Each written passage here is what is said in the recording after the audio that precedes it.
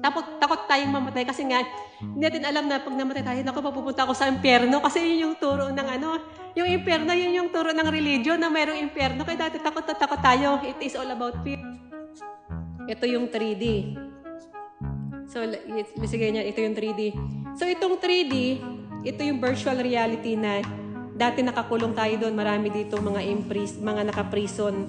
Kaya nga bumabalik tayo sa cycle ng reincarnation. Kasi nga, hindi ka na-learn ng lesson, hindi ka nag-raise ng frequency, you didn't raise your frequency, you never learned the lesson. So, naka-stuck ka dito sa 3D, sa loop ng 3D virtual reality na very low vibration. Kaya marami dito dati na maraming soul trap. Kaya pag, halimbawa, hindi mo na-learn yung lesson mo, tapos inaabot ka na nategi ka na, so babalik ulit dito. Kasi yung level lang ng kung ano yung programming mo sa subconscious mo na tinuro sa'yo ng religion na merong hell at merong heaven. So kung ano yung level ng consciousness mo, ma-attract mo siya ulit dito sa 3D. So babalik ka dito. So let's say ikaw to, so, ma-attract mo ulit siya pabalik. Kasi ito yung level ng mindset. Parang sa tao din, di ba?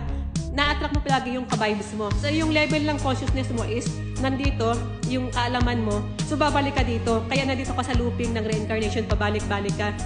Kasi nga, hindi ka natuto na mag-manage ng iyong frequency at ng iyong vibration. So, babalik ka dito.